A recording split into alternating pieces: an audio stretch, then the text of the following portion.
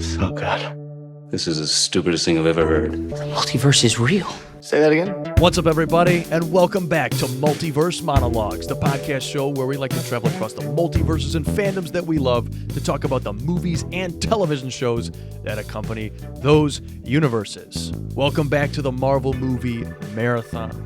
I am your co-host, Ben Rayside, and today we get the awesome and excellent privilege to round out the 2021 year of Marvel films. There was a lot of them, and I think, just from our ratings in the past, I might be making a general statement, but I think they saved the best for last. It's something that we've been really looking forward to on this podcast because obviously we're all who couldn't be a Spider-Man fan? And the only thing, though, with No Way Home, though, is it's been 4 years since this movie has come out.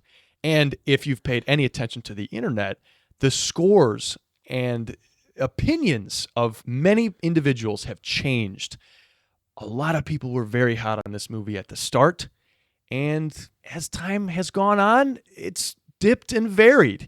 Now, where that quality comes for us, we're going to have to talk about. And that's what I'm really excited to do.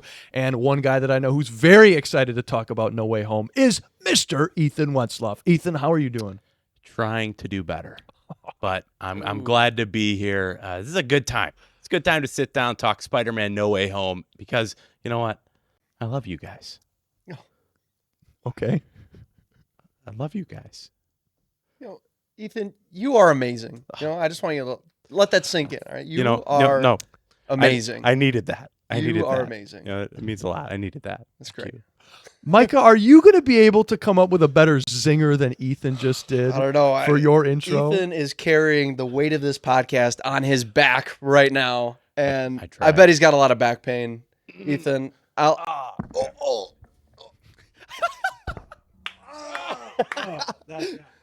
Right in the Dude. spot. I appreciate that. For you listeners, uh, Micah just cracked Ethan's back. And attempted. He's got a stiff back. Hey, I think something popped. Something. Yeah, popped. there was some. Was that movement back good? there. Yeah, it's like a middle back thing. It was so good. It's so good. dude, well, I say we just get right into it right after that because that was beautiful. Let's open our sling rings, everyone, and head over to the Marvel Cinematic Universe and maybe other universes. Oh, No sleep till burn it. Boston.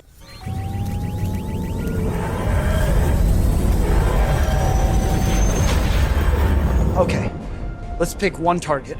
Right. And we take them off the board one at a time. Now you got it. Okay, Peter 1, Peter 2. Peter 2. Peter 3. Peter 3. All right, let's do this. Ready? Go. Wait. I love you guys. Thank you. After his identity is exposed, Peter Parker seeks Doctor Strange's help to make everyone forget he is Spider-Man. But the spell goes awry, bringing villains from other universes into their own.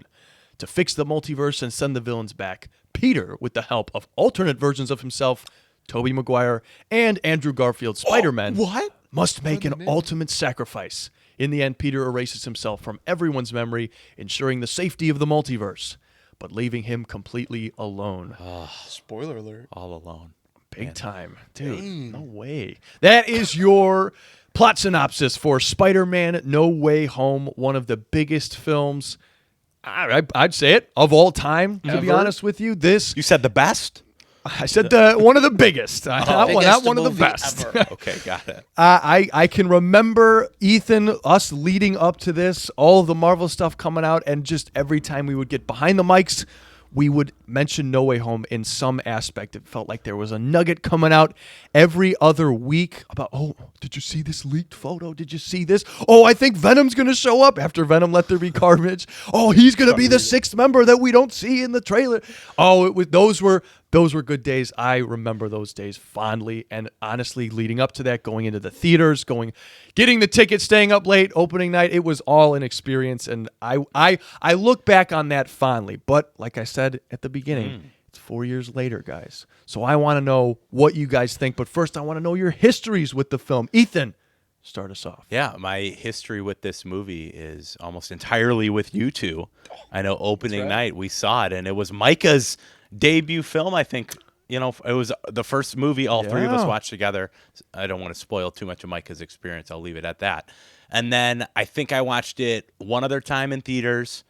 And then we, of course, went back for the re-release, the More Fun Stuff edition. And I believe I saw it one time at home. So I think this is my fourth time altogether watching it. But yeah, history, really, of course, I think it was impossible not to like this movie when it came out. It just was so fun. It brought all these characters together and surprisingly had a more layered and emotional story than I think we were ready for. We were ready for big time fun movie, and there's a good amount of heart in here. And I think I'll speak for all of us. I think the debate with this movie, it's not going to be is this good or bad. I think it's going to be this is good, but how good is it? I think I'm right in saying that. That's a great Speak for yourself. great Ethan. point. All right, I will. Micah, history? Yeah, so I saw this 3 times in theaters. 3 times. I saw it with you guys. I saw it with my parents in IMAX in Naperville. Nice. And I saw it in the front row at Tinseltown in Aurora. That was the first time I had ever seen a movie in the front row. And I thought that was a really cool experience because you could turn around and see it. So corny. Why would I do that? I'm such an idiot. Turned around during all the big, what is everyone going to do? Is everyone going to cheer? Mike is up Everyone there cheered. filming the crowd. Oh, guys, I'm recording. It's Okay. so stupid. But yeah, I went in the front row, and it was the movie to sit in the front row for. That was an electric show. It was electro show. Were the reactions worth The it? reactions, yeah. I mean, you didn't say anything about the reactions, Yeah. but back then, this was I think this is definitely a pillar of cinema experience. You can't argue that. This was definitely a landmark in group movie-going experiences. It didn't have to be a group you were with, just anyone that was in the theater opening weekend. Even the next week, I think I saw the More Fun Stuff edition. There were still people that were new to it that thought it was just mind-blowing, right? Because you didn't expect it. This was, some people may have gotten it leaked. Some people had the spoiler, but to really believe it, you had to see it. You had to be there for those cheers, for those, they left the spots in the movie for the cheering, I feel like. And it's so good in a theatrical experience. But 3 years, 4 years, what are we now? 4 years removed. Got to be 3 Was and a More half. Fun Stuff a year later? Yeah, It was I'm August, trying to look I when think. that released. It Yeah. was August. So whenever that was, I saw that as my third time. So whatever it was. So I saw it with you guys. I saw it with my parents. And then I saw September 2nd, it. 2022. Four times September, in okay. theaters. I don't remember. So anyway, did we only watch the More Fun Stuff edition together? Yeah, we did. Yeah, that was the only one I we watched remember. together. I think we No, went no. and saw it at Sandwich. We watched the Opening night was all together. Opening as well. night was Okay, together. so maybe Yeah. I'm missing a Yeah. log somewhere. I don't know. Anyway, yeah, and then I saw it many years later. I bought the 4K Steelbook. I pre-ordered it, and I just hadn't gotten around to watching it. I joined a podcast, which was pretty cool, and we just hit 2,000 subscribers. Yeah. What an episode to celebrate that with, guys. This is what the podcast was made for. Multiverse monologues. Yeah, really what it was built on. Yeah. Right? Yeah, the multiverse is real. Yeah, and here we are, 4 years later, still talking about this garbage, right? It's great. trash. This trash. You're trash, bro. Yeah, I'm excited to talk about this movie. I'm excited to hear what you guys think. And yeah, I totally agree with Ethan. I kind of dogged it before, but it's not a matter of is this movie good or bad. It really is, how good is this movie? So that's an interesting point because we're probably going to be around there. But I think since this has come out, and even during the time, there were definitely people who did not like this movie. For sure. And I'm not going to say it's a perfect film. That's for darn sure. There's definitely some issues with it. But I think to those people, I would say, are you allergic to fun? Because there is just so much to enjoy about this movie. Even, I would say, even 3.5 years later. But yeah, I mean, I'm right there with you guys. I saw it 4 times in theaters if you include the more fun stuff edition, and it was just a peak time to be a Spider-Man fan because you were looking also forward to Across the Spider-Verse. And just a fan of Marvel. Yeah. Because the multiverse was the hype. The multiverse was seemingly the direction. You had Loki coming out, and it was like, all right, this is cool. Let's see where they go. All right, Ant-Man, Kang. Oh, we're pumped. So yeah, all the shows had finished at that point. It was Loki had finished in July, so you had a couple months of drought there. You had you a had couple. Hawkeye coming out right in the middle of this. Yeah. So the episode 5 of Hawkeye came out. This came out, and then episode 6 of Hawkeye came out. So there was all the talk when Spider-Man swings at the end of the scene. Oh, is he going to show up in the Hawkeye finale? No, we were crazy. No way. I actually No way, don't think Hawkeye. he even can now that we know the stuff about the rights Yeah. with Marvel, Sony television, right? I don't know. It's all a bunch of hullabaloo, if you ask me. Hippy dippy. But yeah, I liked it when it came out too. But as Hot I take, keep Ben. I Wow. keep saying, Hot take. Ben like Spider-Man. it's This 3.5. just in. It's 3.5 years later. So what do we think about it now, Ethan? You just watched the movie this morning, right? Yes. Yeah. So Woke up early for it. Woke up early, watched it. I was talking to you last night, Micah, and I was like, I'm going to watch it tonight. And I got home and was like, no, I'm going to bed. No way. So, yeah, I turned it on. I watched it. The sentiment has changed over the past few years, and I was ready to see how my feelings would change. So I sat down, I got a nice cup of coffee, I put on my critic goggles, and I was ready to rip this movie apart and ready to say, you know what? Everyone's right. This has aged terribly. And I sat down and I was just swept up in the movie the same way that I was when I initially watched it. It's just like Ben, like you said, it's really hard not to just have a fun time. And what you remember in your brain is you remember all the fun. You remember the Spider-Man antics. You remember the characters them bringing back. I think it's messy the way it's assembled, but I think the heart that ties all that messiness together is so good. I like just the Peter story in this movie. I think is really compelling. The way it ends, like it doesn't end it ends, but then it gives you like 10 minutes to sit in this feeling of, no, he's gonna go have his long goodbye with MJ and Ned, and then it's gonna lead into that end scene, and he's gonna make that choice, and then there's that scene with Happy at the grave, and it doesn't end its movie hanging its hat on we are the multiverse film. It ends its movie in the heart that I wanted it to, and that I didn't remember it doing. So I was surprised. I was surprised at how well this held up, and I think the fun elements of it don't hold up as well as the actual heart of it. I don't know if that makes sense. Yeah. I can see where you're coming from. Yeah. So yeah, I had a great time. Was really surprised with how much I still like this movie. It's fun. It's a good time, and it leaves you with something to chew on.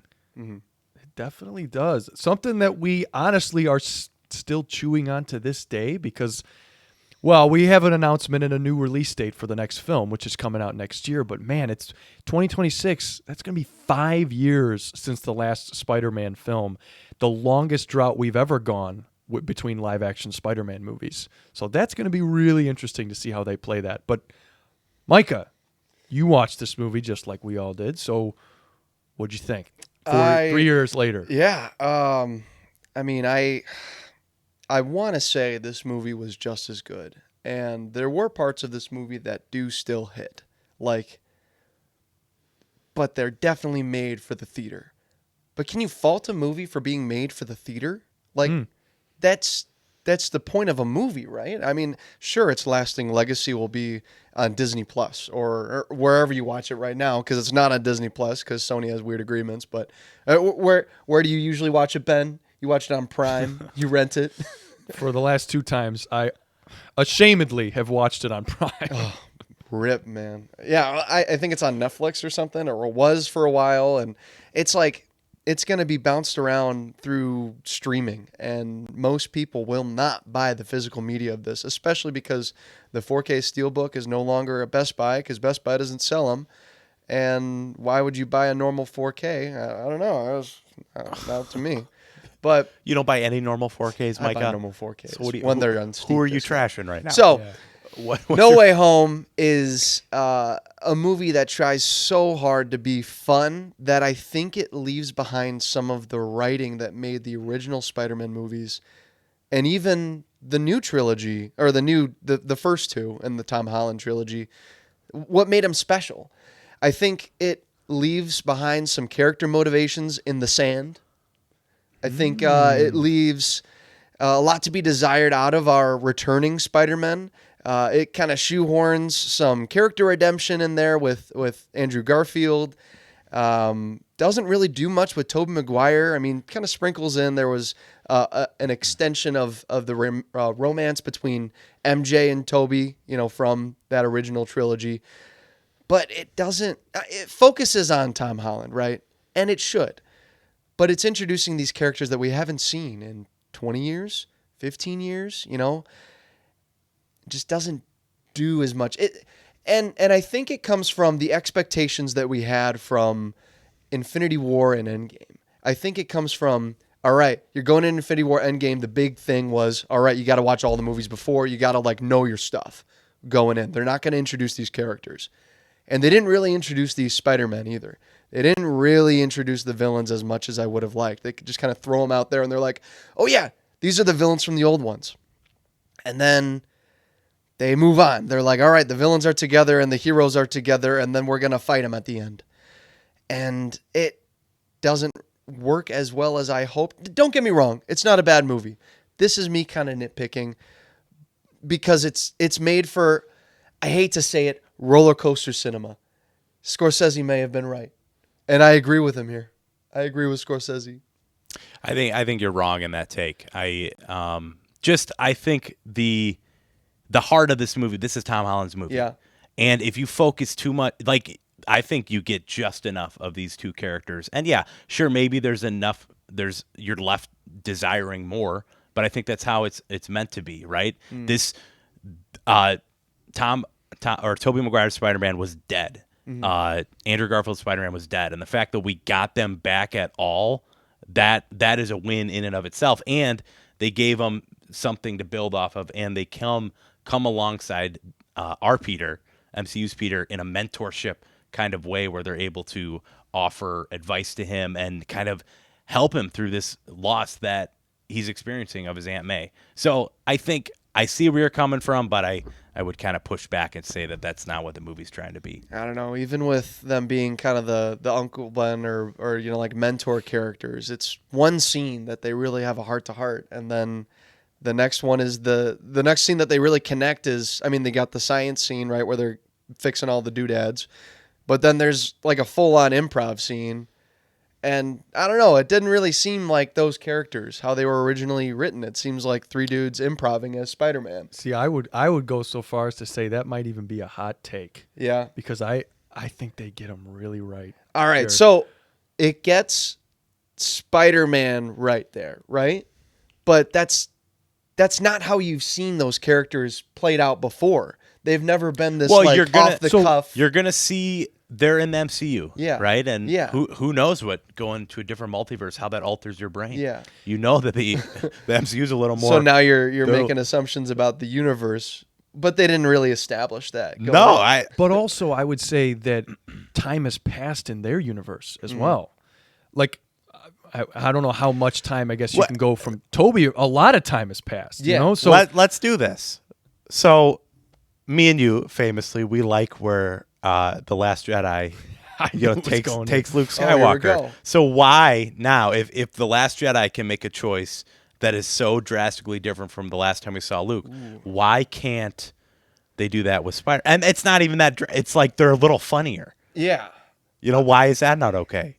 I think it's creative liberties at effect here.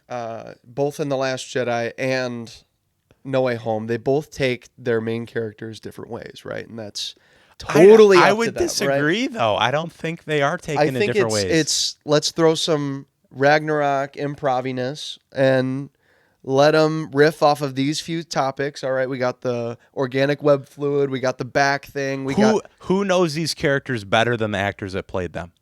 Does Tobey Maguire still know his character from 20 years ago? Fully does. Dude, I think he is the most authentic guy. Well, maybe, I don't know. I don't even know if Every you can go there, but other than that. literally, you talk about jokiness. Yeah. He is like sincere the whole way through this. Like Well, yeah, they're yeah. trying to joke about his web fluid. Yeah. And he's like, I'd rather not talk about this. And it's like, dude, that is exactly what he would say. Like he wouldn't quip.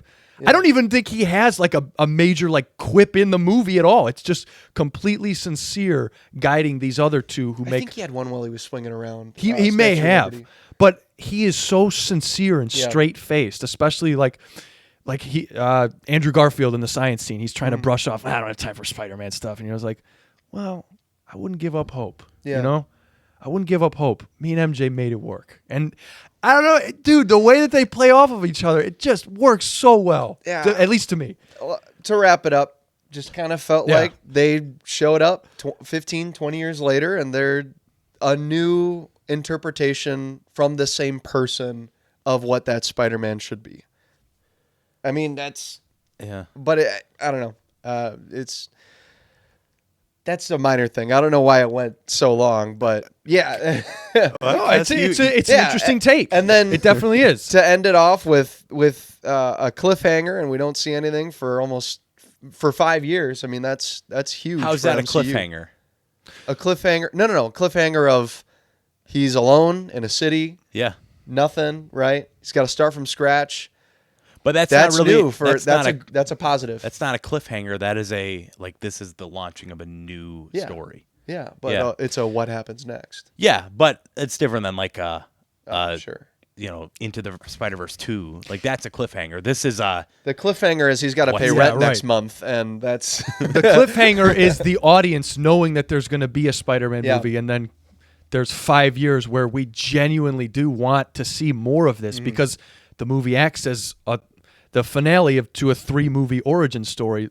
Now we have that comic accurate version of Spider-Man now. So I want to see more of this, man, especially because I like Tom Holland, So having him be the Spider-Man that we can see from the comics, I think there's unlimited potential. Yeah. I'll say that. Summarize your thoughts on this watch. So I have loved it since I have not switched up since I've seen this movie in theaters. I still have loved this. I've watched it twice on Amazon Prime.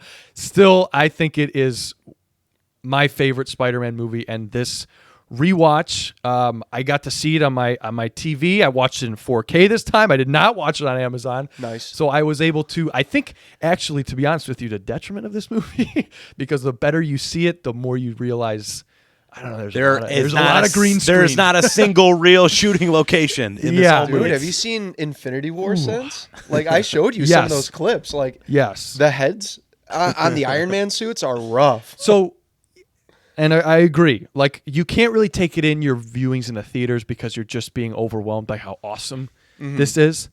But I maintain still to this day, even after watching it again, that this is my favorite Spider-Man movie of all time so far. I mean, Beyond has a It's not very confident of all time so far. because yeah. Beyond might take it for me, to be honest with you. If they can nail that. But I love this because it effortlessly weaves these characters back into the fray. And fan service is something you talk a lot about, especially recently with them bringing a lot of characters back in recent movies, Deadpool and Wolverine, Multiverse of Madness.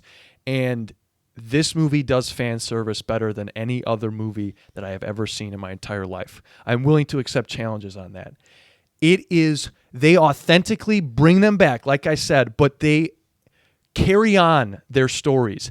They're more than just cameo. It's more than just cameo porn.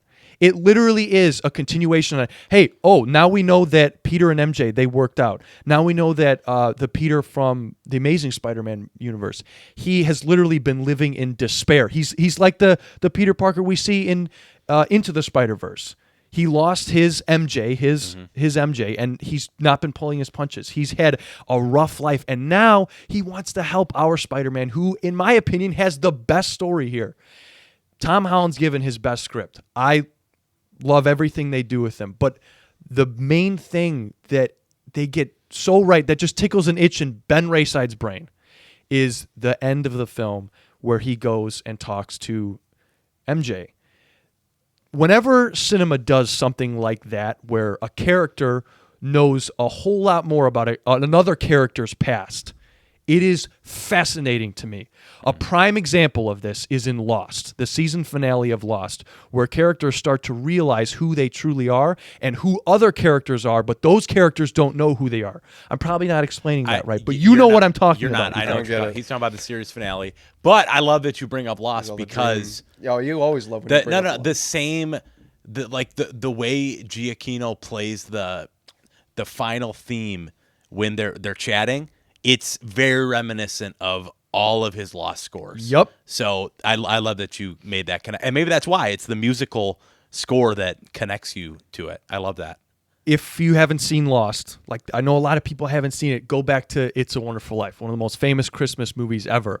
But he goes and runs around during Christmas time and knows all this history about this town. And it's like, well, wait a minute, hold on. Something's not right here. Obviously, what's not right in this movie is the fact that no one knows who this guy is. And we've grown literally up with him. Since I was 15, I've been watching this Spider-Man. And now no one knows who he is. And his realization of why he doesn't reveal him is genuinely one of the most emotional moments in this movie for me. Why is that kind of storytelling element so impactful for you? What about it makes it so interesting? Because to me, we're there with that character. We know the history just like he does. So we're able to kind of insinuate why he makes the decisions he makes. I'm not going to reveal my identity to Mary Jane and to Ned because they're both in MIT now. And she's got this scar on her forehead because of me. Mm-hmm. And watching that happen is, I don't know, it endears me to the character. It's one of the best ways, that's how I'll say it, to endear me to a character, to get you in their mind space, to feel that heartbreak with that character. And I mean, obviously Spider-Man's full of heartbreak. It's full, and in this movie, full of heartbreak. And I think that they really nailed it here. I love it. Yeah, That's one of my favorite moments in the film. restraint that they show in pulling that punch is it's only really been shown a few times in the whole MCU. Really, I mean, there's Infinity War with the snap at the end. And then there's this. I mean, what other example can you think of? What a do you tragic mean by ending? pulling the punch? Like a sad ending? Yeah. Yeah. Yeah. Or I guess I used that phrase wrong, but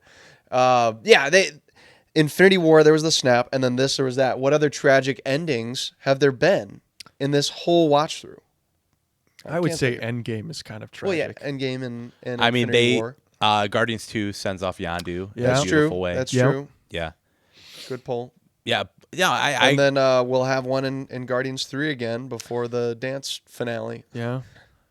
That's a good, and Wakanda's going to do one. No. Oh, and Quantumania No, with what's his face, the big guy.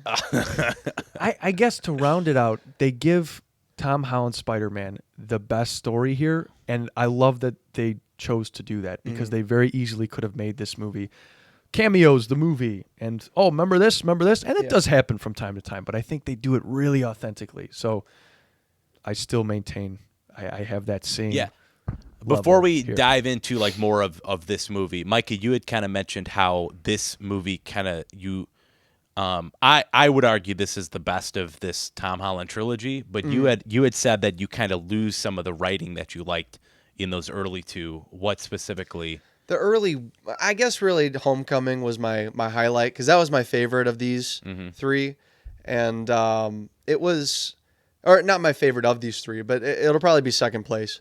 Homecoming had that feels like a high schooler aspect to it that you kind of lose. You know, I love that. Yeah. Coming of age. And yeah, Ethan's the coming of age king. He loves those movies. And they lose that.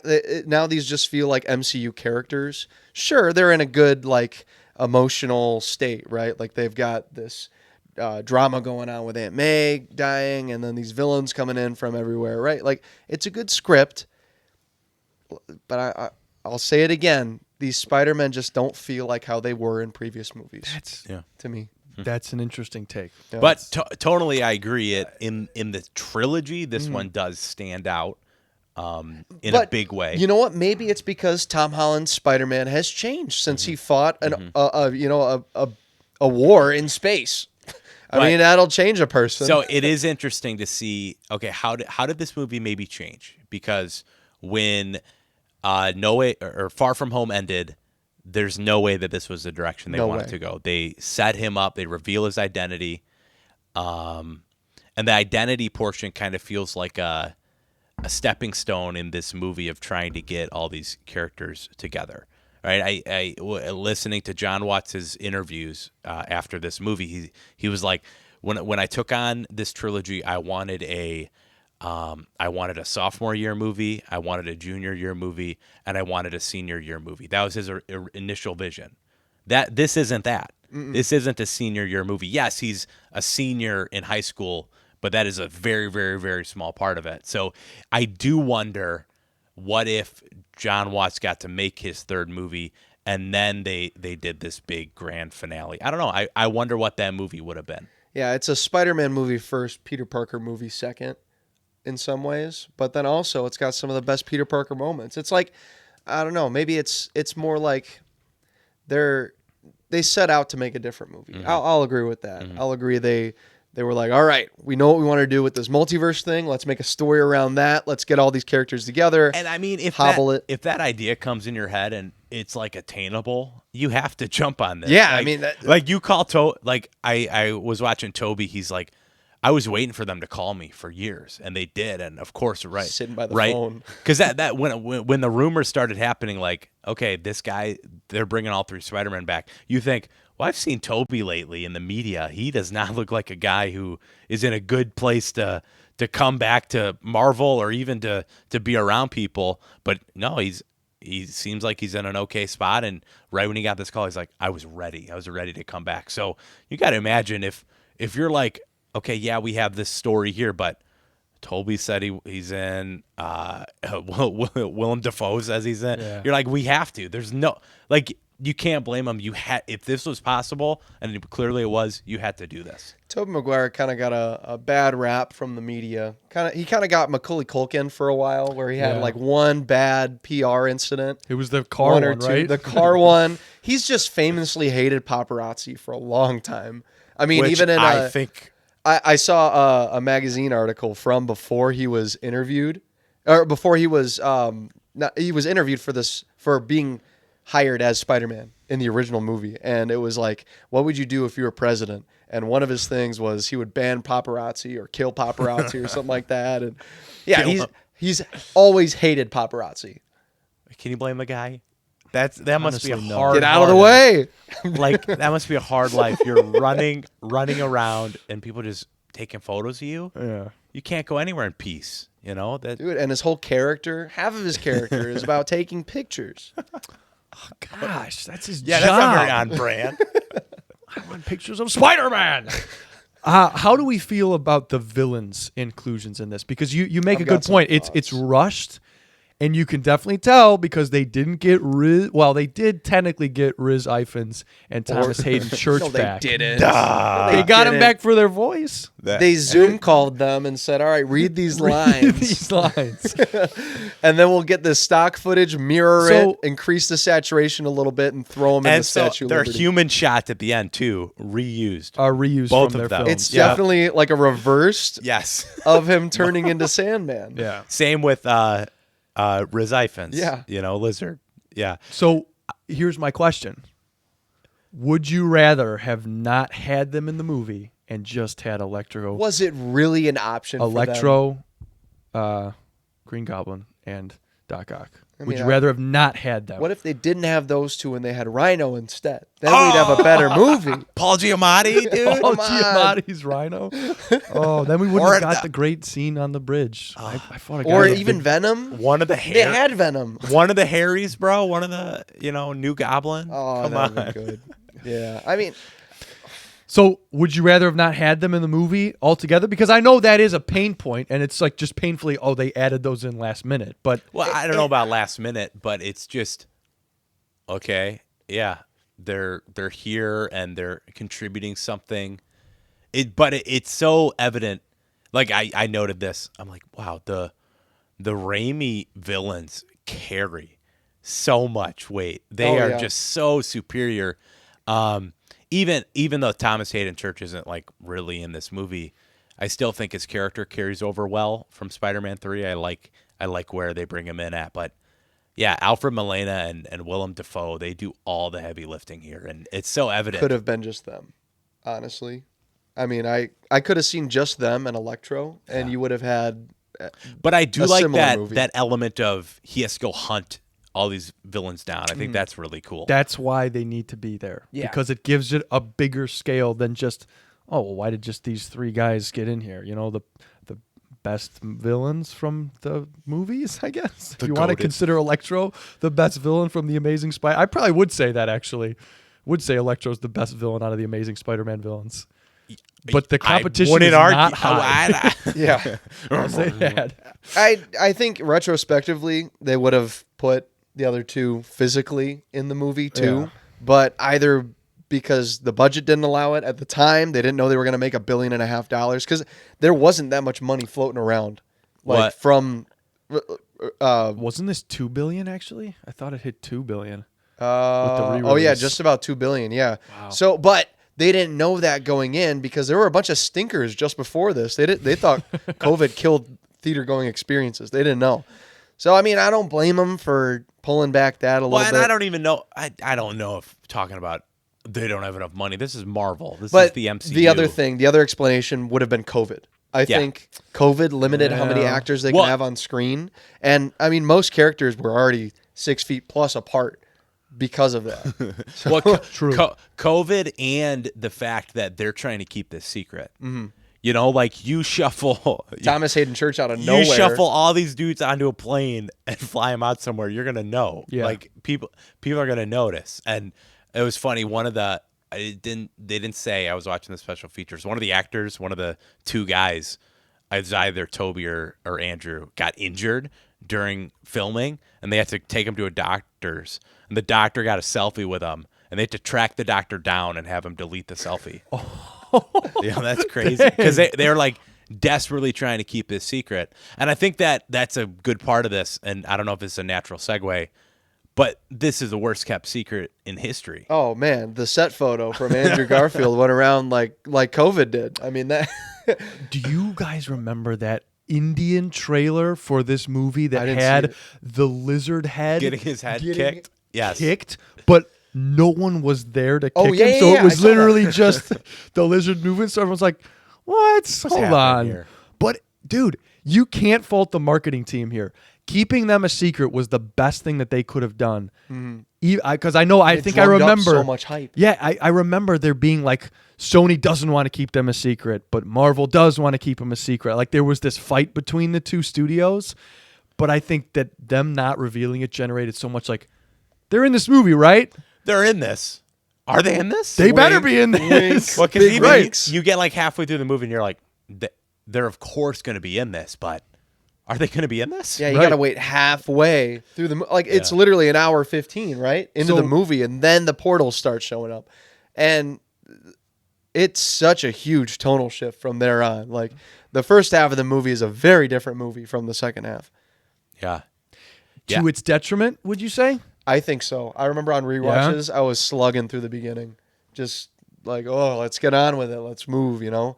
There were some funny bits in like the school and, you know, the setting of, Tom Holland's Spider-Man is, you know, what's he going to do? He's running away from the media and all that. And there was some cool elements there. And setting up these villains in like B+ ways. I mean, you got Green Goblin. He's A+ all the way.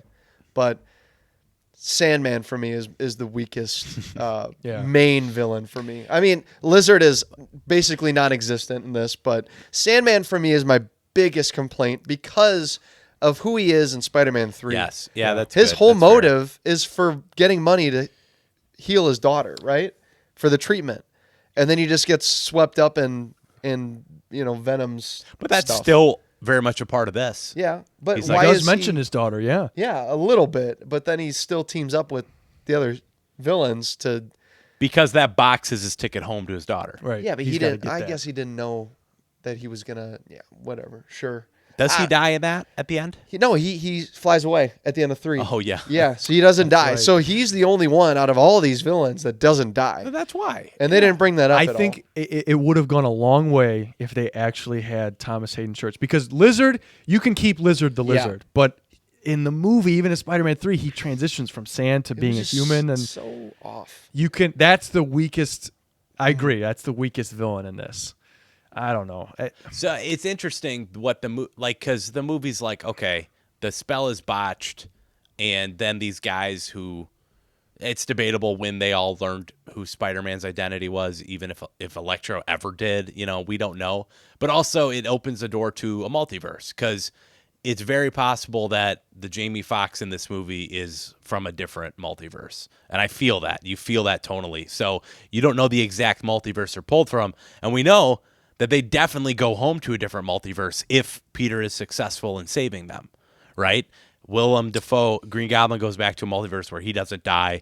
Alfred Molina goes, so Yeah. how many branches are made after the end of this movie? That's true. I remember that being brought up at the time that this came out. Like any complaints that you had about any of the character writing, it was just, they came from a different multiverse. I remember that. Which is not like, set the record straight. They come from those universes, right? But they go 100%. back to different universes. That is correct. you know? That is definitely correct. Right? So then, thus, they're not from the same universe. Yeah. Not anymore. Yeah. Like Not anymore. those events still happen, but now this is a new branch, and now I guess we as fans just get the knowledge that, actually everything ends up okay with all those villains. Redemption, exactly. Gotta cure them all. Speaking of spells and gotta cure them all, how do we feel about Doctor Strange in this movie? You kind of forget about him Yeah. until you're watching the first half of the movie, because it's like, oh wow, you forget how much he really impacts the first part of the story. And here he is on the steelbook, right on the back, main character. It's right there. incredible. The best moment. He's written out of the whole middle of the movie because he's trapped in the mirror dimension. But when he comes back and he meets the two Spider-Men, he mentions, like, I was stuck in the Grand Canyon. And Toby's like, you were in the Grand Canyon? Like, he's so upset. He's like, bro? You could have been here. Why were you in the Grand Canyon? That was such a good, They have magic here? subtle moment. Yeah. Right, like he starts going to attack Tom Holland, like, if you do this ever, and then both the other Spider-Men jump in and they're like, whoa, this is our brother. What are you doing here, dude? I love they come to his defense. Yeah, that's good. So I think a big criticism is, okay, Doctor Strange, why does he do any of this stuff? Why does he get Peter in this situation? Why does he start doing the spell before really talking over things with Peter? Why doesn't he confirm that Peter talked to MIT before just going for it? That's a big critique. But I think in rewatching it, and then maybe I'm just trying to justify the character's reasoning, but Wong's the new Sorcerer Supreme. And I think that really upsets him. And he hates that he's in submission to Wong now. So he's going to do anything he can to spite him. And I think that his arrogance, which we've seen highlighted in his first movie, I think that drives the character to make. Or even here. I such mean, a he's got that foolish- back and forth with Yeah. Wong that whole time, arguing for that spell to be used. Yeah. So I think, he should have thought things through. But if this is like a routine thing for him, he's like, oh, yeah, whatever. This is going to happen. It feels a lot like the guy who's on his 2 weeks. Like, he already put in his 2 weeks, and now he's just kind of hanging out at Sanctorum, and he's just, like, chilling, doing whatever he can, because he's got the privileges still. It's just he's not gone. And he just uses his spells, and he's just on the back seat till the end of the movie and till Multiverse of Madness. If you want to go Kind even of snarky in this. even deeper, I would say, and the end really drives this home. But I also like the reason he does this is because he genuinely cares about Peter. He learns his lesson in the first Doctor Strange film of, it's not about you, You are extremely selfish and arrogant, but it's not about you. Life isn't about you. And I like him going through this character development through the Avengers films and everything like that. And Wong, hasn't the kid been through enough, And at the end of the film, he literally says, all of us who love you, we would never have any memory of you. He includes himself in that. And I just like that, along with the fact that he's kind of jealous of Wong, he got it off a technicality. He also genuinely cares and wants to help Peter. And if he can do that with a simple memory wipe spell, I'm going to go ahead and try. I don't know. Because at the beginning, when he was doing that spell, he was just going to do it. So I don't know. And what changed between the beginning of the movie and the end for Doctor Strange? He was falling over the Grand Canyon for hours. For 12 hours. 12 hours? That part didn't... I mean, I liked the line. I really did. And the emotional beat hit. It's just if you don't remember the beginning of the movie, it hits a lot better. Yeah. All right. I mean, fair. That's fair. He did it. He has no reason to love Spider-Man by the end of the movie. How do we and feel he doesn't about... even remember him by the end of the movie, so there you go. That's true. Yeah. So... Why didn't he just go to Doctor Strange right after the spell hit and explain the situation? Plot holes galore, man. Why would he? What do you mean? Because, can't he just explain to Doctor Strange, hey, this is what happened. Can I have a friend in the world, please? Literally anything. Can I stay in the sanctum for a while? You know what Doctor Strange would say? Say, get out of my house. Who are you? Who? Well, What are you explain doing? the situation. Yeah, I don't believe you. Get out of here. Because the interesting part about the memory wipe is that people still remember who Spider-Man is. Yeah. So Doctor Strange would seemingly still fully know who Spider-Man is and interacting with him in Endgame and whatnot. But it's just the character behind the mask that they don't know. That's what's really interesting about it, because Peter seemingly, people don't only forget who he is, they don't only forget that he's Spider-Man, they forget who he is entirely. That's what's really interesting. Yeah, and especially when Happy shows up at the grave, that solidifies it. Their connection was through Spider-Man, this crucial part of their life, but you don't know who it is, but you're working with him? Yeah. So how does that work out? How do you know someone's aunt through their alias, but not the person that they are? So why doesn't Peter just introduce himself right there? Hey, I'm Spider-Man. This was my aunt. Yeah. Something something in his head is keeping him from doing that. I don't know what that is, but maybe it's that idea. It's the open-ended, I'm handing this off to a different director, and they need to do what they need to do for the next movie. I guarantee you they'll bring those relationships back. Yeah. Oh, I mean, it depends on how Brand New Day takes it. I know they are possibly going with a new love interest. Being Sadie Sink, I think. It's not confirmed. Is that Not Gwen? confirmed, no. A Gwen? They're actually It's confirmed she's in the movie, but Yes. it's not confirmed what she's doing. So I don't know. It could be up to Oh, the interpretation Stranger at Things this girl. point. Yes. You bring it up with the gravesite though. Yeah. Maybe controversially, Aunt May is the one to give him the "with great power comes great responsibility" line. It was good. You think that's good? Yeah, I mean, there was no Uncle Ben, so who else would say it? That's a constant. I mean, it wouldn't be established until Across the Spider-Verse, but it is a constant among all the Spider people to have an Uncle Ben character in their life that dies. And it doesn't have to be Uncle Ben. So you guys don't think that's controversial at all? No, I think that's you. fine. Okay. Well, there's a lot of people online who don't like that. I think but especially with Across really the do. Spider-Verse establishing that, I Yes. think it's And fine. it's surrounded by one of the best Spider-Man sequences you get. Yeah, Like, best 20, 30 minutes man. of the whole movie. Yeah, so good. Just the way it builds on Willem Dafoe's Goblin and everything he's doing. The fact that he gets to kill her, but then she gets to deliver this line. I think it's done really well, and you I don't know, you can't really complain unexpected. at it. Yeah, It was good. yeah. I remember being in the theaters and it was deathly quiet because you could hear rumble and fire in the background in the theater, but everyone was silent. And as she delivers that line, You're like, oh. that was one of those big reveal moments Yeah. in the movie. You're like, She's Uncle Ben! she's Uncle Ben? Wait a minute. Rips off the mask. Right? I'm like, but I think they do it really well. And then I think Tom Holland just shows off his acting chops like no one else. Really emotional He scene can when she cry like dies. nobody Holy else. cow. And then after that, you get one of the best shots in the entire movie with the big billboard of J. Jonah Jameson. Yeah. Everything Spider-Man With touches. speakers. And he is silhouetted on that image. I think that's one of the best Spider-Man images we've ever gotten. I think that's a good point. I love you bring up that image because I'd say like 90%, 95% of this movie is really, really boring to look at visually. For sure. Agreed. Yep. So, yeah, there's a few standout shots. Like, I think Like Flash standing in the street. Like, that's what really stood out to me was the lack of just real locations. Yeah. And watching the special features, it's even more daunting.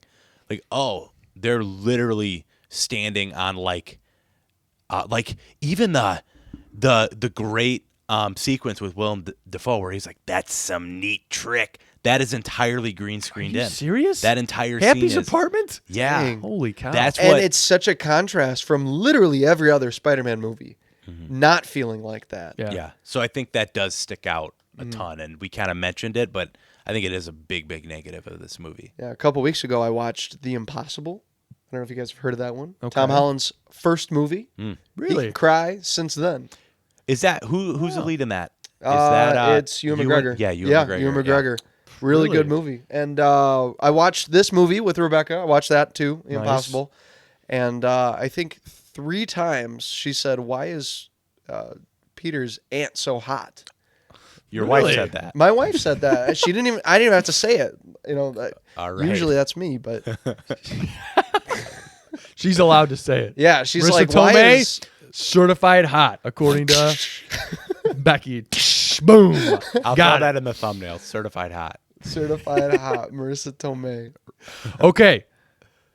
What else do we? I mean, we could talk about a lot of the best scenes in the movie, but we'll save that for best scene.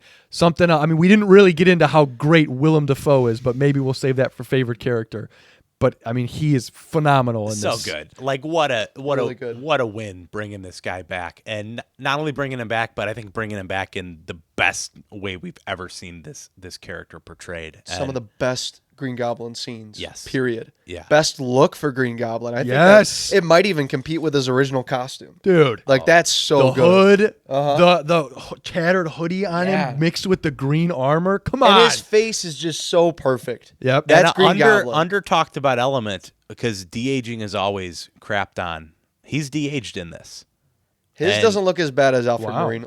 I can't even tell. It's pretty good de-aging for him. So Alfred Molina kind of looks airbrushed. Kind of I can see it. Yep, yeah. Yep. I don't know. Maybe they should have just. I mean, they didn't de-age Toby as much. He looks old.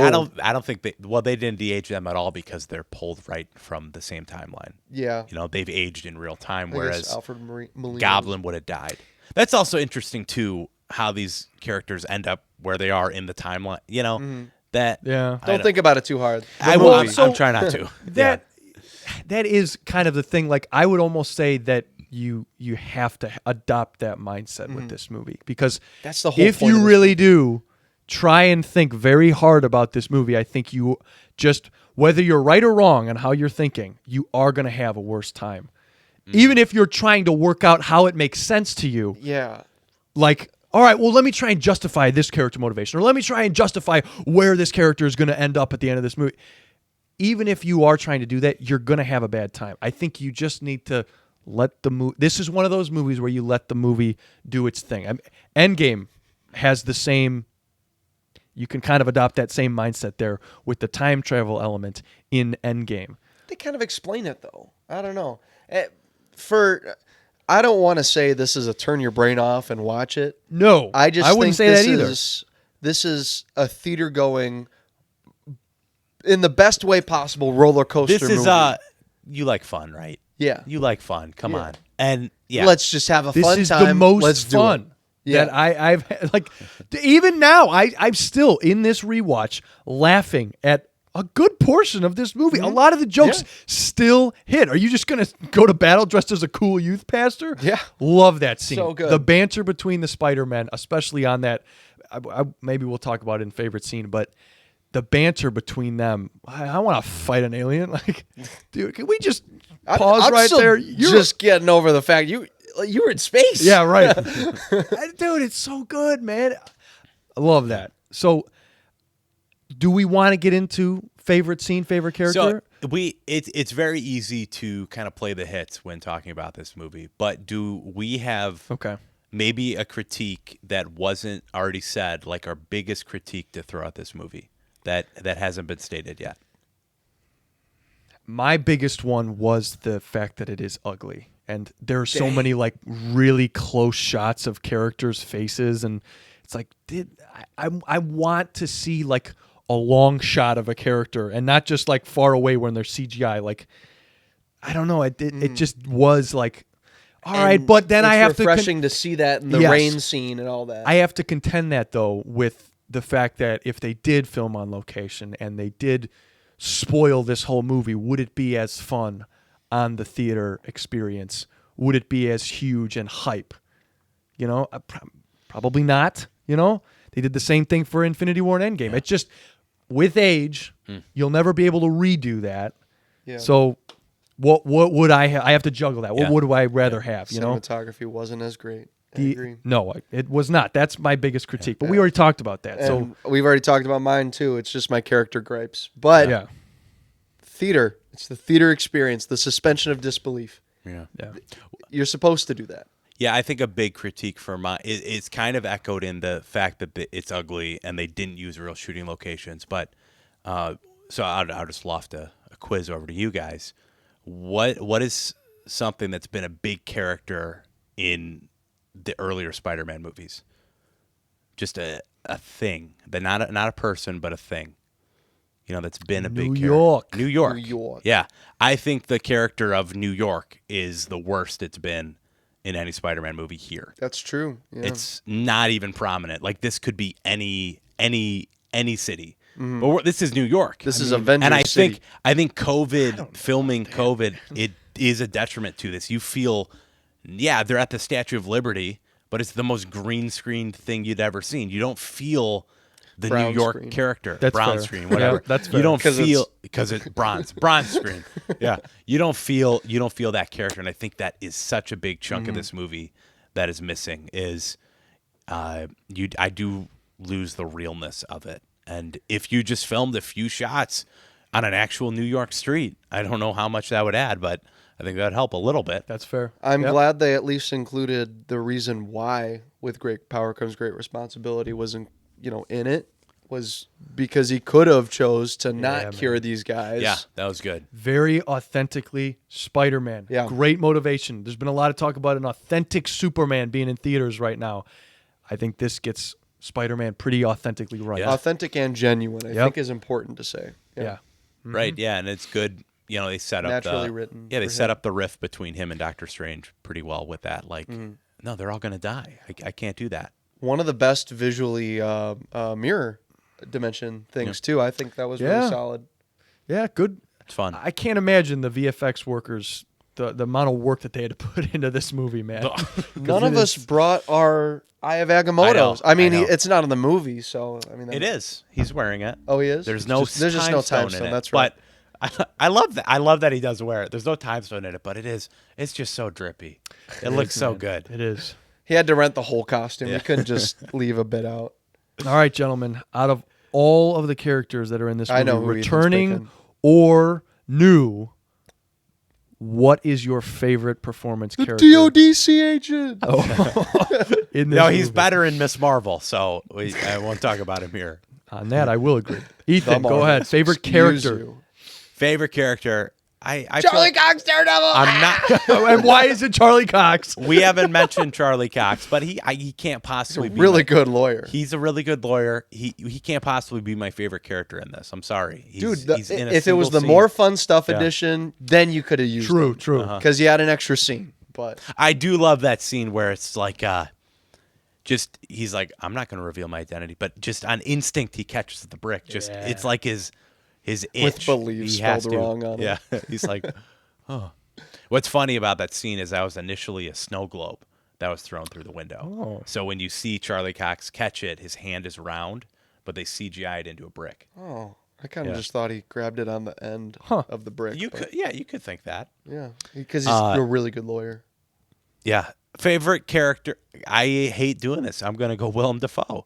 I know maybe you set me up to take freaking whatever, Charlie Cox, and Electro. any day I would. But yeah, I'll go Willem Dafoe. It's so cool just seeing him back after all these years, jumping right back into the role. And in the past 4 years, I've watched a lot more movies, and I've seen Willem Dafoe in like countless Wes Anderson movies, and just seeing him be this incredible actor. Like, he's one of my favorite character actors now. Yeah. And having him jump back into this movie as the Green Goblin in his most pure form, and really kind of you don't really get the full picture of the dual sides of him. Like, you get it in the first Spider-Man, but here it is on full display. You know, it really is like the Goblin can decide to hijack Norman at any moment. Like, you think Norman's just playing a character, but really as you get deeper into the movie, it's no, he's like, I've been watching you behind Norman's eyes. You know, he like hijacks him. So I think that adds so much depth, and it's just cool. It's cool watching Willem Dafoe ham it up. He has some incredible moments of dialogue in this and some good scenes. And his face, like, just a terrifying, like, that's the biggest crime of that first movie, is you chose to cover up a man who naturally looks like a goblin. Come on, terrible call. But just the way he's able to plop into this movie, and like, I think it is a crime that the lack of interaction him and Toby get, but the way he just naturally feels like a villain for Tom Holland. It doesn't feel like, oh, this is just Toby's guy. No, they set him up in a way where Tom has a reason to hate him, and the audience, we dislike him as well. So, and we're also invested in, is he going to kill him? Like, what's going to happen here? Just so good. It's Willem Dafoe doing Green Goblin. Dude, I love him. his line where he's looking over the Green Goblin, like recipe or whatever, and Doc Ock is like, "Oh, you're about to become whole again. No more darker half, just you." And he's facing away from the camera, and he says, "Just me." Yeah. Because he's played, you almost start to think, like, how long is he going to be Yeah. Norman? And you're And like, then oh. all you hear is a voice dialogue from him. And if you're not but paying it's attention- totally different. Oh, it's the so way good. he delivers it. And it speaks to Yeah, Ethan, and you he said turns it. around and he's full smiling, Just like me. Norman smiling. It's so good. And Peter's punching him in the face, and he starts to smile. Yeah. Are you kidding me? That's a different smile. Oh, Come on. That's a great sequence. It's a so good. good. It's a Yeah. good pick, Ethan. Thank you for letting me have that. Mr. Hett? ooh, I'm gonna go with. Man, who do I go with? It's like, you surprise me every week with this question, guys. Every time. You never know what's coming. You never know. You So never know. surprised. Oh, man. I really liked. I don't know. What. There weren't really. I mean, besides Green Goblin, there weren't many characters that were like out there, stand out crazy for me. Have you seen The Lighthouse yet, by the way? No. No? Lighthouse is really good. Great character acting from Willem Dafoe. Just wanted to throw that in while I'm thinking. You don't want to take any of Dude, the I don't know. Spider-Man? Tom Holland? I don't know if I Do you want want to me take to go either of the first other while ones. you Yeah, think? you go first. You go first. Because I'm gonna go out Because Green here. Goblin would have been my pick. Yeah, and I'm gonna pick Andrew Garfield. Good. Okay, Yeah, go for it. glad. Yeah. I gotta pick him. I think he surprised everyone, including me, in being one of the best, most surprising parts of this movie. He is so genuine, and I think it speaks volumes that after this movie was released, there was a viral hashtag release Spider-Man, Amazing Spider-Man 3. We TASM want 3. TASM 3. Everyone was on an Andrew Garfield hype, and to the point where I think unjustly it made people go back and rethink how they thought about those first Amazing Spider-Man movies. And I think Unjustly?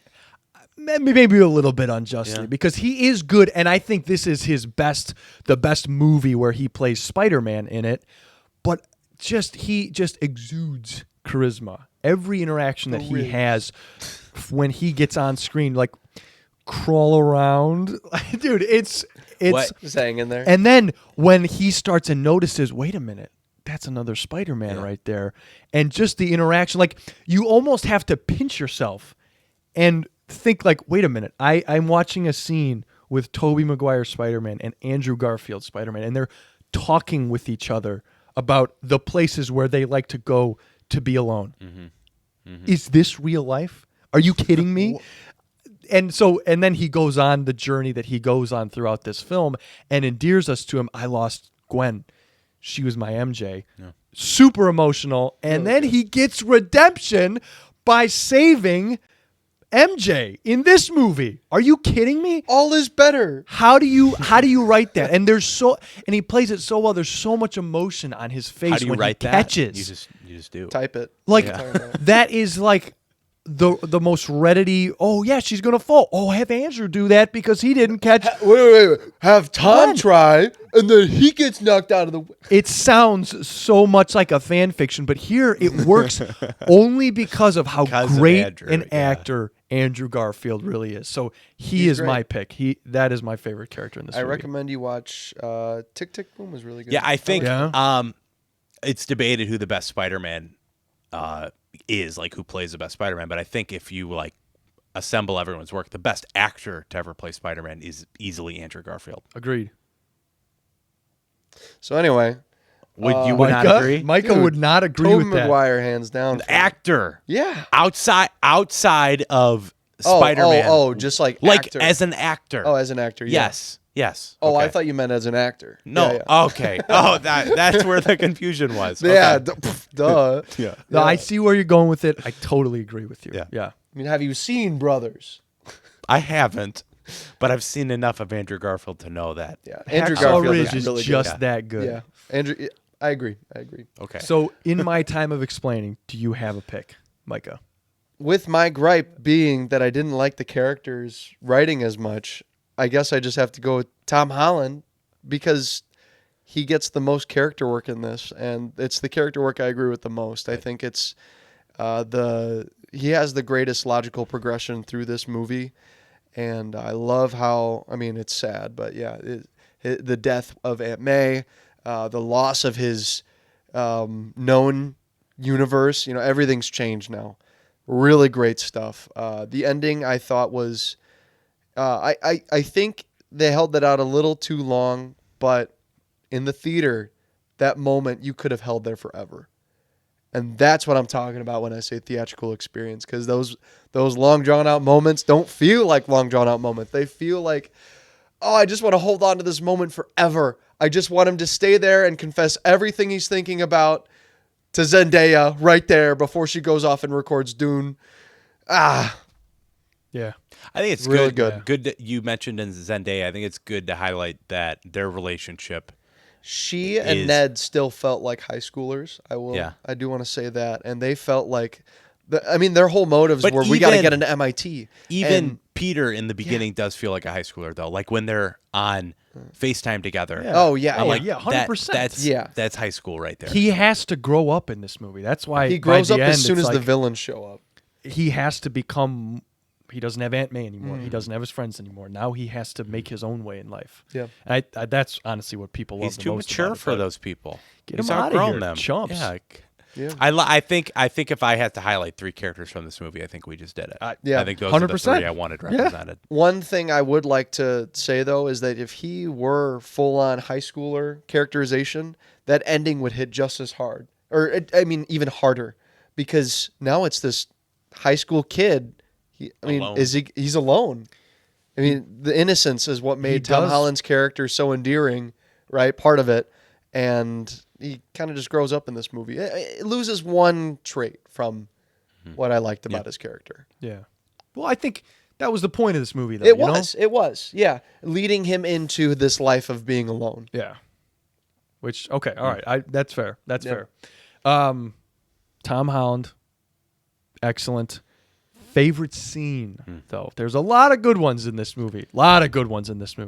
Ethan, why is it the Matt Murdock scene? I'm just kidding. Why is it the more fun stuff? It's the more fun stuff, Matt Murdock scene with Foggy and Matt in some kind of green screen build. Actually, that was a real building. Fun fact. They built it. They built it, yeah. For this movie. Mine was a scene that stood out to me, and of course it stood out to me, duh.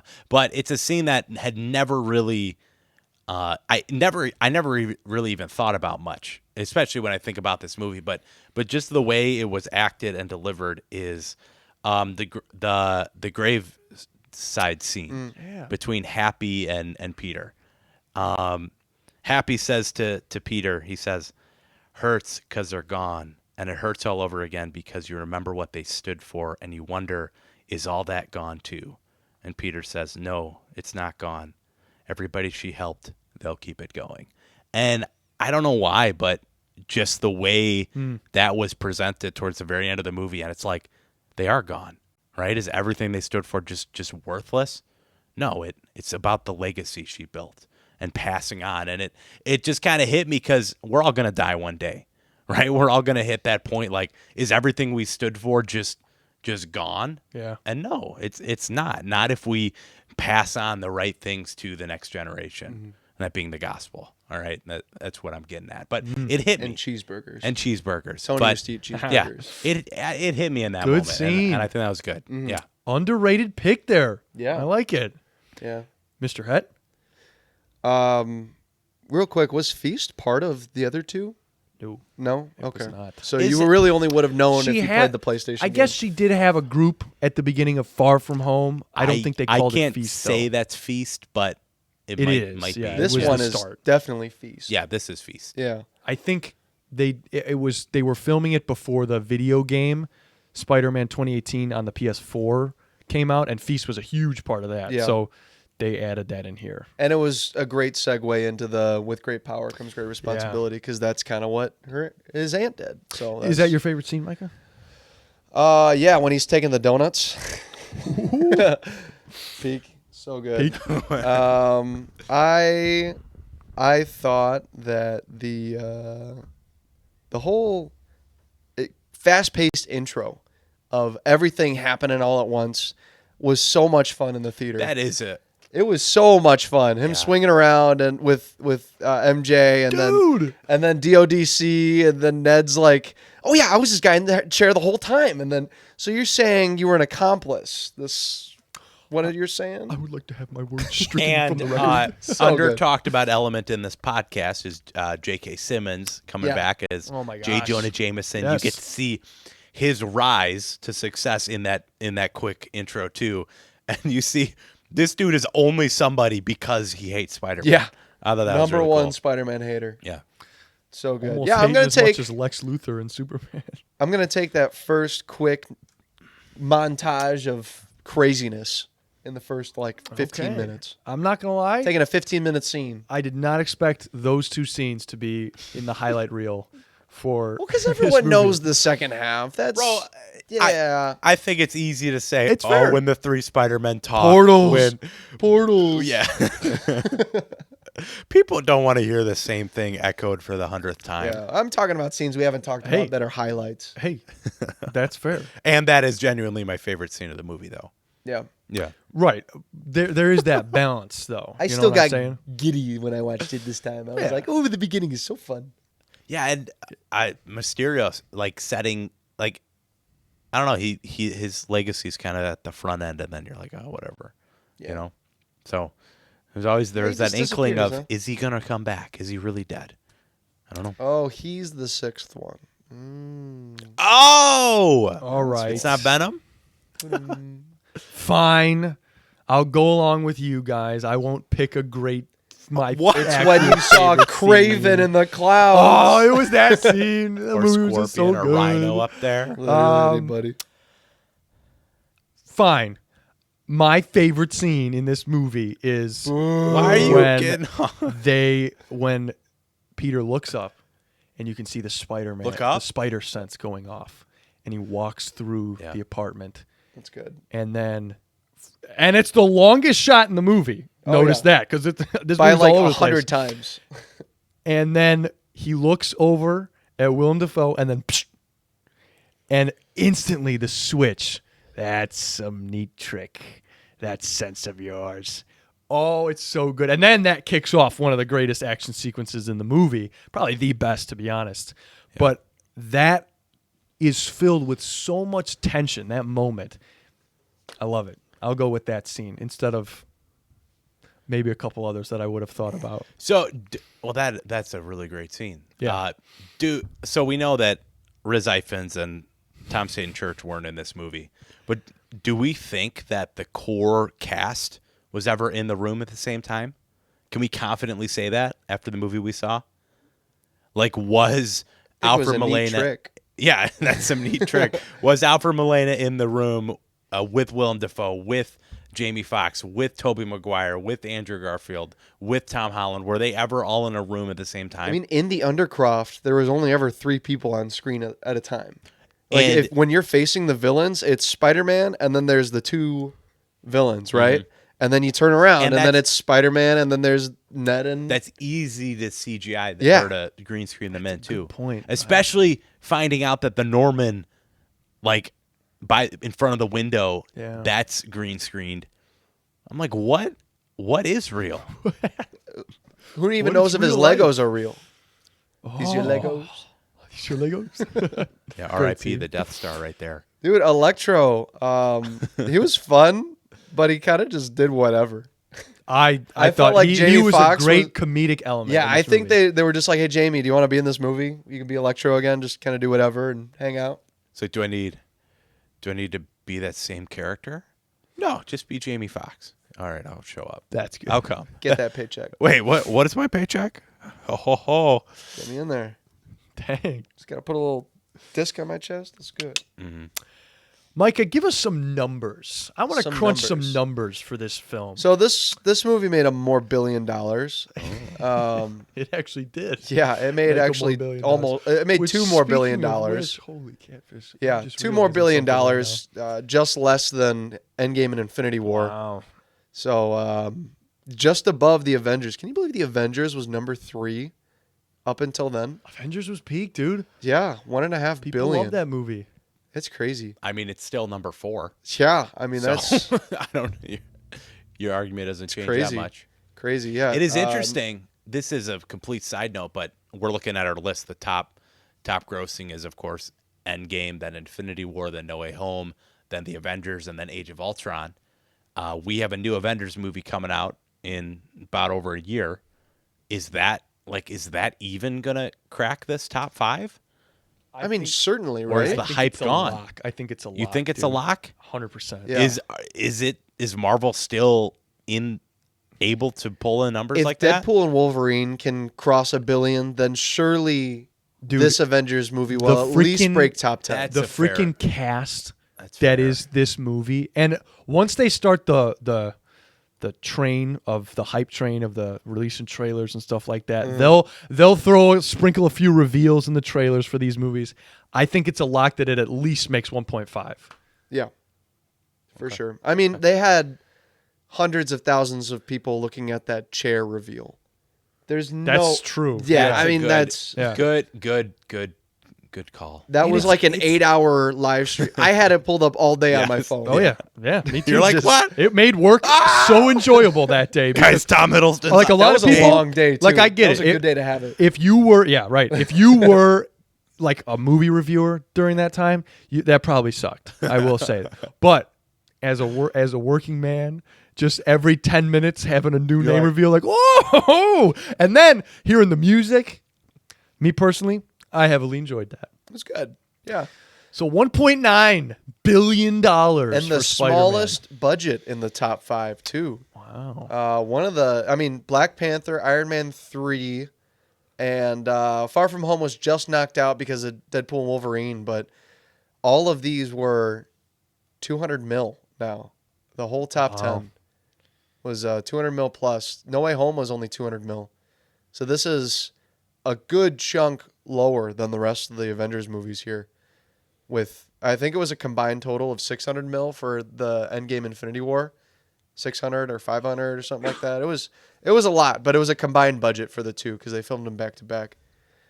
Made a ton of money based on its profit. It's one of the highest profit ratios we have out of any of them. One of our few nominated for an Oscar. It was nominated for Best Visual Effects. Wow, really? Yeah. Oh, there's a lot of visual effects in this. Yeah. There were. I Yeah, mean, I guess that's true. you weren't able to notice it as much. I mean, there was that green screen that we didn't even notice about. So, So maybe that's a good thing. Yeah. Okay. All right. yeah, I don't know. All right. Let's look at some reviews. Some reviews. What does the internet give this movie? So, this one I remember it being pretty high at the time. ranks up pretty high up there. So, Rotten Tomatoes critic, we're at here. Let me zoom in a little bit. My eyes are not as they used to be. 93% on Rotten Wow. Tomatoes critic, 96 on audience, 71 on Metacritic's, 8.5 on Metacritic user. Letterboxd is an 8.2 out of 10. Oh, sorry, IMDb is an 8.2 out of 10. Is it really? Letterboxd is a 3.8 out of 5, which is a 7.6, averaging it out to an 83%, an That's pretty 8.3 high. out of 10. Yeah, That's pretty high, man. 8.3. That's got to be one of our That highest puts it films. in fourth place. All time. Fourth place all time in For our the internet scores. For the internet rankings. Now, I haven't added Deadpool and Wolverine. Okay. I haven't added, I think... What's higher than this one? what's higher than this on this According list? to the internet, yeah. Logan is in third, Into the Spider-Verse, and then Across the Spider-Verse. In that order. Okay. All right. That's Yeah. fair. That's And actually really fair. There's a 4-point jump between Logan and Into the Spider-Verse. So Wow. that's... Across and Into are 1 point apart. Okay. Not even. It's like 0.7 difference. Okay. So, yeah. Very nice. But the real important one is the Hollywood Reporter ranking, Right. which puts it at 24th place. Wow. Oof. Way down Multiverse there. of Madness Right is under 23rd, Multiverse of and Madness, wow. Ragnarok is just under. But it is the highest ranking live action Spider-Man movie on this list, I believe. Oh, no. Spider-Man 1 and 2 are up there. Yeah, they have to be. Yeah. They put Ant-Man. Well, Spider-Man 2 is second on the entire list. Yeah, Yeah, that's true. so- That's true. That's appropriate. That's kind of peak, though. I love that. But you know what? Who cares? Who cares what they Who think? Of course. cares Who what these cares? novices Chumps. on the internet think? Because we novices on the internet think completely different. That's right. Because we have a definitive ranking here on the that's right. Multiverse of Monologues podcast that you know and love. Yes. So let's start with Mr. Wentzloff. I want to hear your updated score 3.5 years later. Man, this So is, what were you guys' original scores? Do you guys remember? this must have been like a Because you 9. potted on this, right? We did. I wasn't in this. I wouldn't. We didn't give it a score, though. Yeah, did we not? No, we didn't. That it was- podcast is unlistenable too because we recorded half of it like without wanting to spoil anything, and then half of it spoiling everything, and it's just a mess. You just spoiled anything anyway. It It is a mess. It is a mess. But I will say there is something I would love to have that just for my own private use because that was literally basically like an out of theater reaction because it's literally just me and Ethan sitting there being like, do you remember that? Did you Did bring you your see that? iPad to this? Oh my movie? gosh! No, that was Infinity War. Oh, okay. Yeah. You didn't bring your iPad to this one? you did film this. No, I did not. Yeah, my initial reaction was super hot on it. It must have been a 9 whose out of wasn't? 10. Yeah, it super high, right? So, I think it has lowered since the initial release, and not because I think I enjoy it less. I just think I know what I want to see out of a movie now, and like I'm sure when I watched this, like the idea of physical shooting locations wasn't a nitpick. It wasn't anything I probably even noticed, but for me, like that is something that really sets the world for a movie, and not having that hurt. So there are little things that are gonna lower my score this time around, but not by much. So I love the character story with Tom Holland's Spider-Man. I like the cast that surrounds him. I think they bring in these elements, albeit messy if you think about it. I think they bring them in a really smooth way, and they just get plug and played into this story so well to where even if logically or writing wise you think that's kind of dumb, you don't care. It's just so fun to watch the pieces of this movie come together in such a fun and satisfying way and in a way that all goes to serve the Tom Holland Spider-Man character and getting him to that next step, that next level we want to get him on. So I think all of that goes so well into this. But I think there are some negatives. I think it does hurt that when you think about some of the elements, they fall apart. I think do wonder what this movie would have been before the multiversal rewrites, before it became what it is. I think about that, and I hate the amount of green screen in this. It really does hurt the movie for me, even with the great performances and fun moments and good characters. So with all of that, I still really, really enjoy this movie, but I can't put it higher than what I think the best live-action Spider-Man movie is, which is Spider-Man 2. I cannot put it higher than that. This is going to be an 8.5. 8.5. Okay. 8.5. Still a very respectable score. Very hot score, I would say. All right, Micah. I would say you're probably the biggest Spider-Man fan out of the three of us. Spider-Man. At least like Raimi. Right? I love Spider-Man. Yeah. Yeah. Yeah. Definitely Raimi, yeah. But your score, sir. I think this movie was made for the theater, and I've said it before. I'll say it again.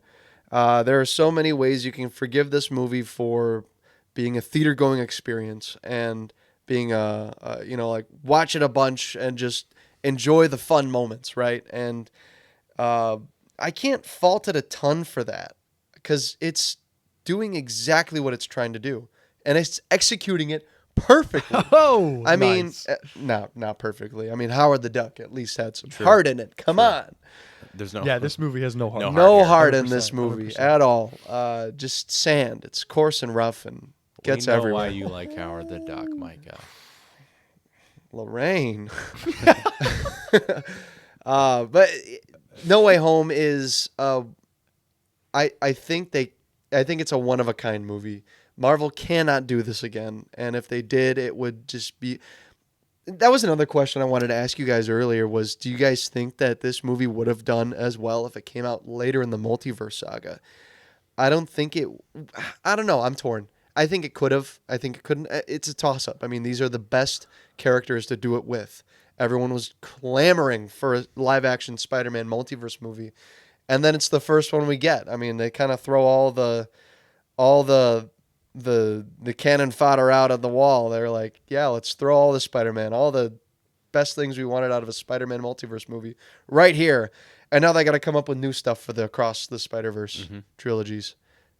And they're doing it. And they're doing it. Yeah, they're making it work. They take some time, but they're going to make it work. So No Way Home, I'm going to give it some faults here for not being in the theaters anymore, but overall, still love it. Still a 4 out of 5 for me on Letterboxd. So I'm gonna give it a. I'm not really looking at comparison scores here. It's like an 8.3. We'll give it an 8.3, a low 8. I think it's still solid. I don't think it touches the other Spider-Man movie for me. I mean, the only one that's worse, I think, is Amazing Spider-Man 1. I don't think we were that hot on that movie. You're talking about No. What are you talking about? Just The OG? live action Spider-Man. So Chasm one. this is the second worst for This you. is, I think so, but it's still an 8.3. Whoa, wait, hold on. What? me see. Let's save that for when we rank. Yeah, Let's yeah, save we'll that for rank when it. we rank Okay. these, okay. Yeah. All right, so it's not the second from worst. It's still halfway through the list for Yeah, me. you're So I mean, All I say is it better not be, all right? yeah, it's great. It's a fun time. It was made for the theater. It's not as impactful for me at Yeah, home. that's fair. Okay. So I think for me, there is a level of appreciation. Not that I don't think you guys appreciate this movie, but I literally take a step back, and I think a lot of people have just kind of moved past the fact that there is a live-action Spider-Man movie with Tom Holland, Tobey Maguire, Andrew Garfield, Willem Dafoe, Alfred Molina, Jamie Foxx, all of these characters that have been in Spider-Man movies for the last 20 years in one particular film, and they somehow managed to make it not just good, but a lot of people would say a great Spider-Man movie because of this. Yes, it has faults. I 100% can't agree with that. But this movie, I think I agree with Micah, I think is special. Do those faults outweigh how much I love this movie? Do they impact my score? No. 10 out of 10 all the way. A 10. I am going to give it a 10 out of 10. Ah. I 100% think that this movie is a 10 out of 10. I love this movie. You were talking about the first half of this movie, that they feel like two different films. Yes. Was it that the original design? No. Does it hurt the film? I think, in my opinion, no. Does it make that last scene between Peter and MJ all that more impactful because of what the movie had built to? Absolutely. I love the journey that this movie takes you through, that while you get reintegrated into this universe through the first half of this movie, it's basically Spider-Man versus Doctor Strange, and slowly each villain gets revealed. And the scenes between Doc Ock and the Green Goblin, electric. You're the walking corpse. So good. We've never seen those characters on screen before. Yeah, you call it fan service, call it whatever you want, but I think they did it very, very genuinely. And again, I've said it before and I'll say it again, like Micah said, Tom Holland gets the brunt of this movie, and his plot line is the best. They could have easily thrown that away, and they didn't. They made him the most interesting character. He has some of the most emotional sequences. We didn't really even talk about the scene on the rooftop between the three Spider-Man talking about great power and great responsibility and all the loss that these Spider-Mans have experienced through the past. You said it. It's a movie that Marvel could never make ever again because of our attachment to these characters. And I genuinely feel bad for the people who grow up from here on out who have never seen this movie but will never be able to experience it like we did in the theaters for that first night, having the attachments to those characters beforehand. I mean, you most of all. I grew up with Andrew Garfield, though. So there's kind of a little bit difference here. And maybe that's the reason for the difference in our scores, because I didn't grow up with those movies. But to me, it's so authentically Spider-Man, and I love all of this movie. It's so good. Do the negatives outweigh it? Not for me. They don't impact my score. I could watch this movie. Perfect film? I could watch it. No, it's not a perfect film. Oh. But I don't think a perfect film has to be Perfect. a 10 out of 10. Yeah. You know, like a 10 out of 10. A 10 out of 10 does not equate to a perfect film for me. I also have to account for my own personal feelings into it. And that's like, subjectivity is a thing that I think sometimes gets lost when talking about reviews and talking about movies. People sometimes, when it comes to these films, it becomes opinionated or objective, I guess, is the word I'm looking for. Objective. Like, no, there's no way that's true. Well, who are you to say that, you know? Because your opinion is going to differ from me just because of how you grew up, your life experiences. So for you to give an objective fact about a movie, about an opinion about a movie is just, I don't know, I think that's just wrong in and of itself, you know? So, but the thing is, when it comes to art and the way a movie is constructed, there are just certain facts. Agreed. Yeah. Like but good how it affects a certain individual is not objective. Yeah. You know what I'm saying? Yeah. So it's, to me, Ben Rayside. Ben, we like this. Movie we is like perfect. we like this movie. Ben's Ben. defending his reasoning for any 10. You're defending your reasoning, and no one was even pushing back. What I will say, what I'm defending it to the people listening, because I know that this movie has gone down in the past, and I still remain very positive. Probably too positive. I love watching this movie. I can throw it on any time, and I have a great time with Spider-Man No Way Home. So 10 out of 10 is my score. As resident Spunk fan. Oh!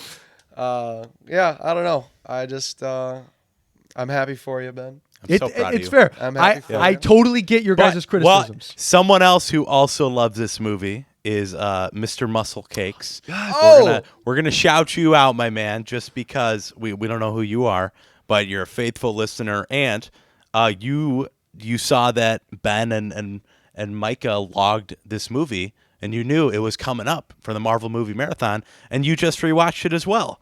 And you said, yeah, it's as good as an excuse to watch this as any. So want to shout you out. Thank you Another for 10 out of 10. not only Yes. listening to the crap we release, but like watching the movies and staying up to date. That is awesome. So Yeah. Ben, you're not alone here. Mr. Muscle Cakes, 10 out of 10. He loves it as well. I'm with you. I'm Yeah. right there with you, man. A day one, no way home defender. I didn't even know I'd have to defend go. it, to be honest. He is a Marvel defender. But no way home. It's good stuff, man. What does that give us, though, Micah? What does that give us for our All right. average out? Yeah. An 8.5, a 10, and an 8.3. That score aggregate is an 8.9 out of 10. Pretty high. Not cracking the nines, 9, yeah. So but it's almost there. give me 1 second. Micah's going to input these guys into the Inputting. score I should have been doing this earlier. so we can get it on our top ranking. Boom, boom. I think Does we're it, gonna not, have it at doesn't least- automatically do that. at Your- least a your few. spreadsheet's a little more yeah. complicated. Well, the other ones, I had already had these put in. But yeah. Okay. So, averaging it out, we've got, where's our score here? No Way Home. Sitting at 10th place, just cracking that top 10. Oh, man. Nice. Yeah, so we got No Way Home, Days of Future Past, Guardians 2, The Avengers, Civil War, Into the Spider-Verse, Logan, Winter Soldier, Infinity War, and Endgame in our Endgame. top 10. Micah, you gave it a 9.6. There That's we go. right. Okay. Yep. Yeah, Yeah. man. Were we ever unified with our 10s? No, we never were. I don't know. No. Micah never gave a 10. I gave one to Logan, I thought. No, I didn't. Logan was 9.7 for you. Yeah. That was your highest. That was my highest, yeah. That's what it was. Okay. So Yeah. No Way Home cracks the top Although 10. I feel like if I were to do Spider-Man 2 again, it would probably be higher. Agreed.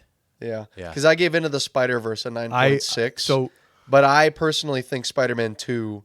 Oh, I clicked an app on accident. Let's hope it doesn't open.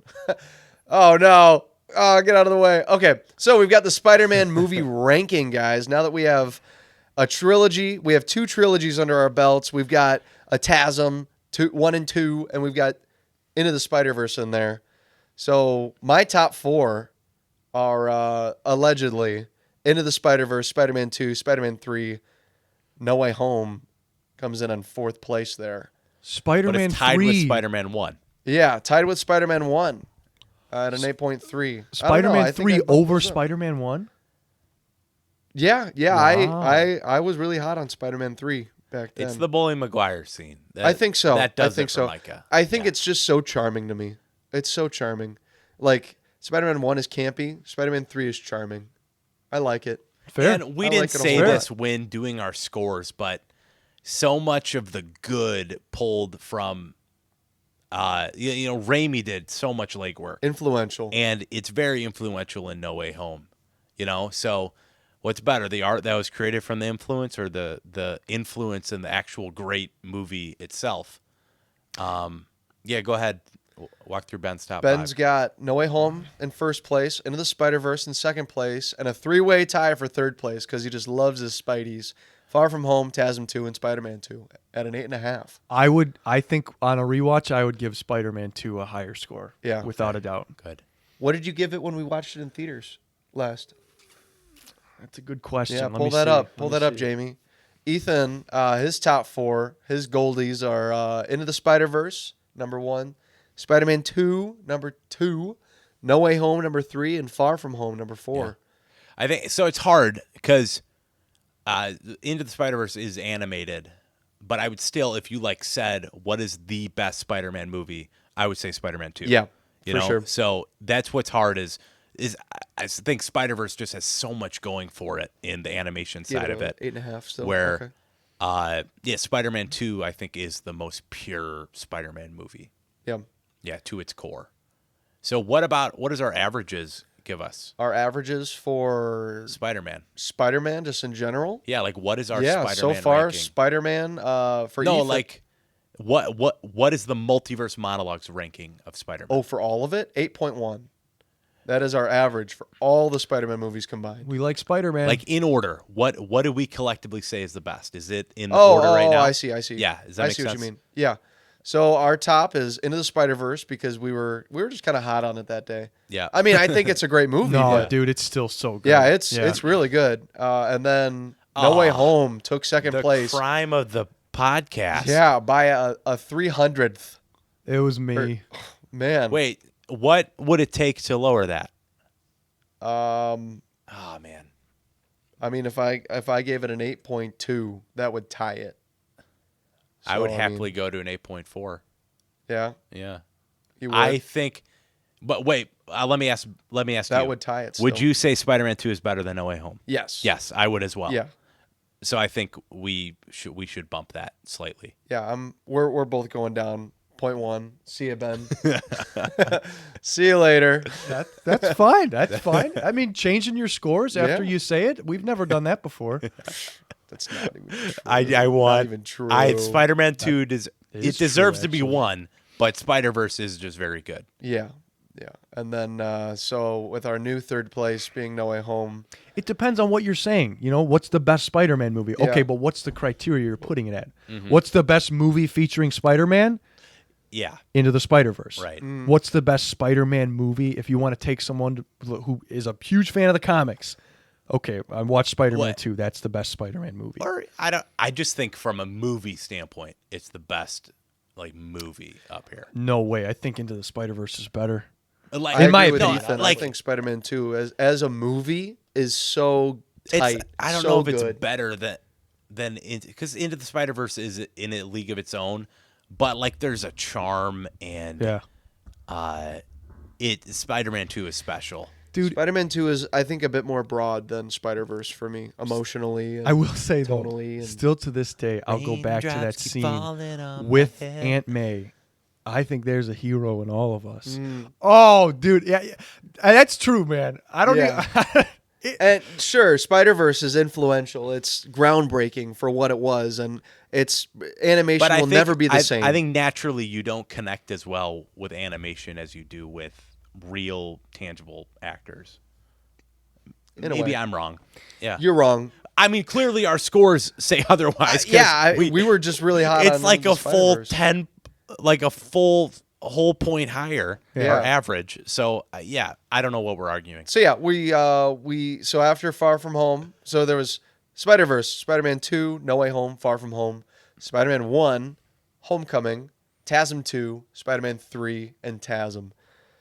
So Even still, for all your our lowest ranking is a 6 out of 10 for us. from anybody too. That's a good. Still watchable, still in the recommend range. Nothing's rotten here. That's a good day. See, that Yeah. is the movie I'm most looking forward to is Across the Spider-Verse. Yeah. We got a lot of ways to go before then. We but got a lot of I will say- multiverses to go through. Oh, before that. Across the Before- Spider-Verse is something I'm so Before excited. that is Brand New Day. I don't even know why I have Across on the board. Because the cross already exists. Oh, sorry. Yeah, do you I even was have thinking Across of- the Spider-Verse? That's what I just had. I was thinking of Yeah. Beyond. You There you go. forgot a whole Spider-Man movie. I get the Spider-Verse names mixed up. That's Yeah, fair. that's fair. I say Across, thinking I'm fair. saying Beyond. So there you have it, folks. Those are our scores for We all did the it. Spider-Man films. I mean, we technically still have one more Well, if you count the other ones.